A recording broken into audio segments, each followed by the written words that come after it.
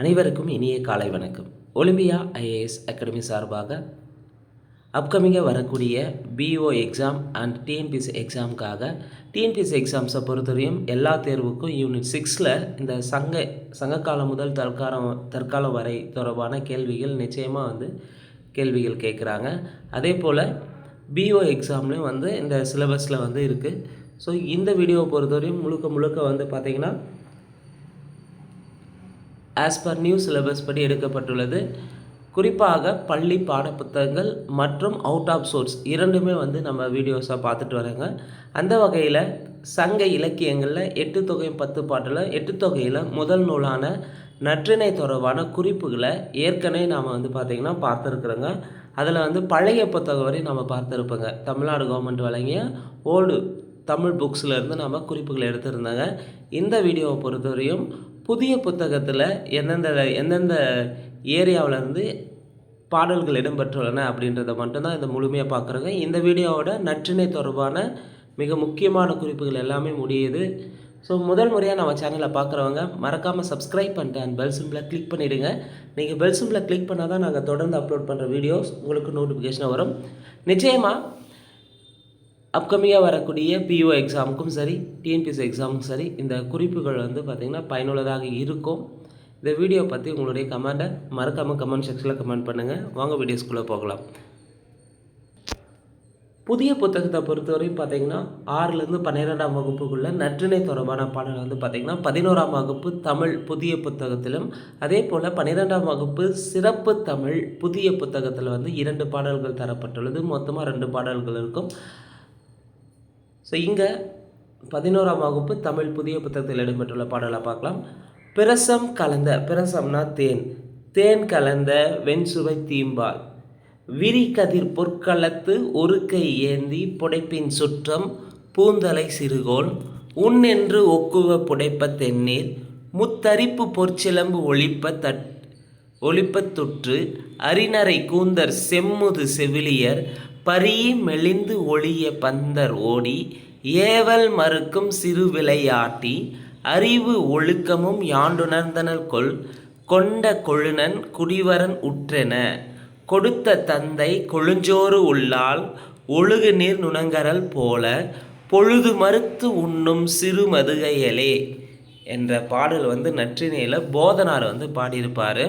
So என்னென்னா ஒரு பெண் தேனும் பாலும் கலந்து தன் வீட்டில் செவிலியர் ஊட்டி விட்டால் கூட ஊட்டி விடாமல் சாப்பிடாமல் போவாங்க. கோல் எடுத்து அடித்தா கூட சாப்பிட மாட்டேன்ற இருந்த ஒரு பெண் தன்னுடைய கணவன் வீட்டுக்கு போயிட்டு பார்த்திங்கன்னா அங்கே வறுமையில் இருந்தாலும் கூட ஒரு வேளை விட்டு ஒரு வேளை சாப்பிட்டா கூட நான் ஏற்கனவே நம்ம வீட்டில் இப்படியெல்லாம் வாழ்ந்தோமே அப்படின்னு நம்மளுடைய தாய் வீட்டில் தந்தை வீட்டில் இப்படி இருந்தோமே அப்படின்னு நினைக்காம அவளை அறத்தோட அன்போடும் பொறுமையோடு வாழ்கிறா, எப்படி இவளுக்கு இந்த அறிவும் பண்பும் கிடைச்சது அப்படின்ற ஒரு பாடலை போதனார் பாடியிருப்பார். ஸோ பிரசம் கலந்த வெண்சுவை தீம்பால் விரிகதிர் பொற்களத்து ஒரு கை ஏந்தி புடைப்பின் சுற்றம் பூந்தலை சிறுகோள் உன்னென்று ஒக்குவ புடைப்ப தென்னீர் முத்தரி பொற்சிலம்பு ஒளிப்பதத்தற்று அரிநரை கூந்தர் செம்முது செவிலியர் பரியே மெலிந்து ஒளிய பந்தர் ஓடி ஏவல் மறுக்கும் சிறு விளையாட்டி அறிவும் ஒழுக்கமும் யாண்டுணர்ந்தனல் கொண்ட கொழுனன் குடிவரல் கொழுனன்னா கணவன் குடிவரல் உற்றென கொடுத்த தந்தை கொழுஞ்சோறு உள்ளால் ஒழுகு நீர் நுணங்கரல் போல பொழுது மறுத்து உண்ணும் சிறு மதுகையலே. இந்த பாடலை பார்த்திங்கன்னா நற்றிணையில் இடம்பெற்றிருக்கும். போதனார் பாடியிருப்பார். எந்த திணைன்னு பார்த்திங்கன்னா பாலை திணையில் இடம்பெற்றுள்ளது. துறை பார்த்திங்கன்னா மகள்நிலை உரைத்தல். ஸோ துறை விளக்கம் பார்க்கலாம். மகள்நிலை உரைத்தல் என்பது என்னன்னு பார்த்திங்கன்னா தலைவனோடு உடன் போகிய விளையாட்டு பருவம் மாறாத மகள் இல்லற மாற்றும் பாங்கை நற்றாயிடம் செவிலித்தா எண்ணி கூறுவது தான் பார்த்திங்கன்னா மகள்நிலை உரைத்தல். இது மனை மறுக்கு என்று கூறப்படும். கூற்று தலைவி இல்லற மாற்றும் செவ்வியை பாராட்டி செவிலித்தாய் நற்றாயிடம் கூறியது.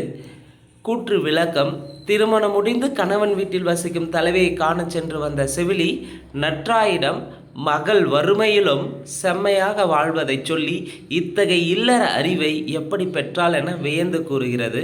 பாடல் பொருள் தித்திக்கும் தேனும் பாலும் பொற்கிணத்தில் கலந்த ஒருவாய் சுவைக்கும் ஒவ்வாமை காட்டி முத்து பந்தலில் ஓடி விளையாடி மூச்சிறைக்க வைத்த செல்ல சிறுமகள் மலர் சென்றும் தோற்க வளமனை சாடி மறுக்கை மறுத்த மறைவாள் அன்று. இன்றோ ஒரு நேர உணவே அமிழ்தென நுகரும், ஒரு நேர உணவே அமிழ்தென நுகரும் பெருந்தன பாங்கு பெற்றது எங்கே. இல்லவன் செல்வத்து இருப்புக்கு ஏற்ப, இல்லவன் செல்வத்து இருப்புக்கு ஏற்ப, அதாவது இல்லவன்னா கணவனுடைய வீட்டில் இருக்கக்கூடியது போல பிறரை நயவா பொருளில் பெருமிதம் பேரறிவு ஒழுக்கம் பெற்றது எப்படி. இதற்கான சொற்பொருளை பார்க்கலாம். இந்த பாடலுக்கான பிரசம்னா தேன், புடைத்தல் என்பதன் பொருள் கோல் கொண்டு மிரட்டுதல், கொழுநன் குடினா கணவனுடைய வீடு, வரன்னா வறுமை, கொழுஞ்சோறுனா பெருஞ்செல்வம், உள்ளால்னா நினையால், மதுகைனா பெருமிதம். பிரசம்னா தேன், புடைத்தல்னா கோல் கொண்டு மிரட்டுதல், கொழுநன் குடினா கணவனுடைய வீடு, வரன்னா வறுமை, கொழுஞ்சோறுனா பெருஞ்செல்வம், உள்ளால்னா நினையால், மதுகைனா பெருமிதம். இந்த பாடலை பாடிய போதனாரை பற்றி பார்க்கலாம். இவர் ஒரு சங்ககால புலவர். நற்றிணையில் 110வது பாடலை மட்டும் பாடியிருக்காரு. அப்போ நற்றிணையில் மட்டும் பார்த்திங்கன்னா 110வது பாடலை பாடுறது யார்? போதனார். ஒரே ஒரு பாடலை மட்டும் பாடியிருப்பார். நற்றிணையுடைய அடியலை பேரலை பார்த்திங்கன்னா 12 அடியலை இருக்கும். ஆனால் விதிவிலக்காக இவர் 13 அடிகளை கொண்டதாக இவர் பாடலை பாடியிருப்பார் போதனார் என்பவர் சங்ககால புலவர். நற்றிணையில் 110ஆம் பாடலை மட்டும் பாடியிருப்பார். நற்றிணையின் பேரலை 12 அடி, விதிவிலக்காக 13 அடிகளை கொண்டதாக இவரது பாடல் அமைந்துள்ளது. இலக்கண குறிப்பு: வெண்சுவை வெண்மை கூட்டல் சுவை, தீம்பால் தீமை கூட்டல் பால், இது பண்பு தொகைகள். விரிகதிர் விரிந்த கதிர் விரியும் கதிர், வினைத்தொகை. ஒழுகு நீர் ஒழுகுகின்ற நீர் ஒழுகிய நீர், வினைத்தொகைகள். பொற்களம் பொன்னாலான களம், பொன்னாலான சிலம்பு. 3ஆம் வேற்றுமை உருவும் பயனுடன் தொகை. ஐ ஆள் கூ இன் அதன் கண். வேற்றுமை உருவுகள் ரொம்ப ரொம்ப முக்கியம். வேற்றுமை தொகைகள். கொண்ட என்பதன் இலக்கண குறிப்பு பெயரச்சம். அறிவும் ஒழுக்கமும். என்பது வெளிப்படையாக வந்திருக்கு, அப்போ இது எண்ணுமை. அறிவும் ஒழுக்கமும். பந்தல் என்பதன் ஈற்று போலியாக பந்தர்னு சொல்லலாம். பகுப்பத உறுப்பு இலக்கணம். மெலிந்துக்கான பகுப்பது இருக்கணும். மெலி குட்டல் இத்து பிராக்கெட் இந்து குட்டல் இத்து குட்டல் ஊ. இங்கே மெலி என்பது பகுதி, இத்து என்பது சந்தி, இந்தானது விகாரம், இறந்த கால இடைநிலை, ஊ வினையச்ச விகுதி. மறு குட்டல் இத்து குட்டல் ஊ. மறு பகுதி, சந்தி, இறந்த கால இடைநிலை, ஊ வினையச்ச விகுதி. புணர்ச்சி விதி. சிறுகோளுக்கான புணர்ச்சி விதியை எவ்வாறு பிரியும்னா, சிறுகோளை எவ்வாறு பிரிக்கலாம்? சிறுமை கூட்டல் கோல். இதில் ஈறுபோதல் என்னும் விதிப்படி மை கேட்டு சிறுகோள் என்று ஆனது. அடுத்து பொற்சிலம்பு எவ்வாறு பிரிக்கலாம்னா, பொன் குட்டல் சிலம்பு. இங்கே பொற்சிலம்புக்கு என்ன வரும்னா, நானா வல்லினம் வர டாரா வரும். நானா வல்லினம் வர டாரா வரும் என்பதன் விதிப்படி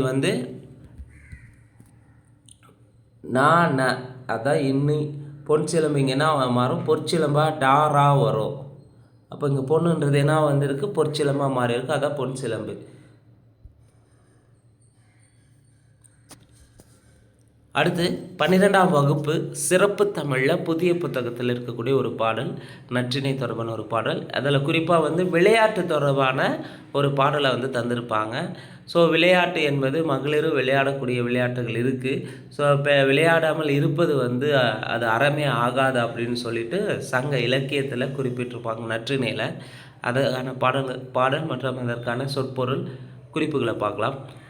விளையாடி ஆயமோடு ஓரை ஆடாது இளையோர் இல்லிடத்து ஈர்ச்செறித்திருத்தல் அறனும் அன்றே.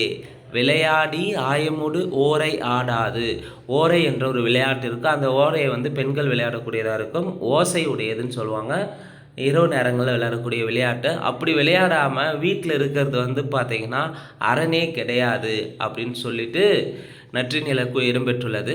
யார் சொல்லியிருப்பார்னா, பிரான் சாத்தனார் என்ற புலவர் தான் பாடியிருப்பார்.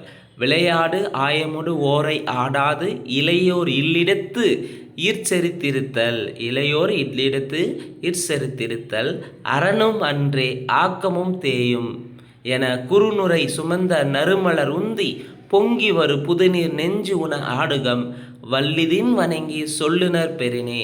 செல்க என விடுநல் மண் கொல்லோ எல் உமிழ்ந்து உறவு உறும் உறரும் அரை இருள் நடுநாள் குடிநுடங்கி இலங்கின மின்னி ஆடு மழை இருத்தன்று அவர்கோடு உயர்குன்றே.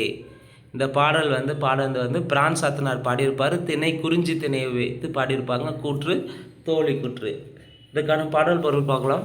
அதாவது தலைவனின் உச்சி குன்றில் ஒளியை உமிழ்ந்து வழியை இடி முழங்கும் பாதி இரவாகிய நடுயாமத்தில் கொடிபோல் வளைந்தவனாய் விளங்கும் மின்னலோடு அசைகின்ற மேகங்கள் தங்கியிருத்தலின் அம்மலையிலிருந்து புதுநீர் பொங்கி பெருகி வரும். அந்த நீரில் விளையாட்டு தோழியருடன் ஓரை என்னும் ஆட்டத்தை ஆடாமல் நீரில் விளையாட்டு தோழியருடன் ஓரை என்னும் ஆட்டத்தை ஆடாமல் இளமங்கையர் தமது வீடுகளில் அடைந்து கிடத்தல் அறநெறி ஆகாது. வீட்டினுடைய செல்வமும் குன்றும் அப்படின்னு சொல்லியிருப்பார்.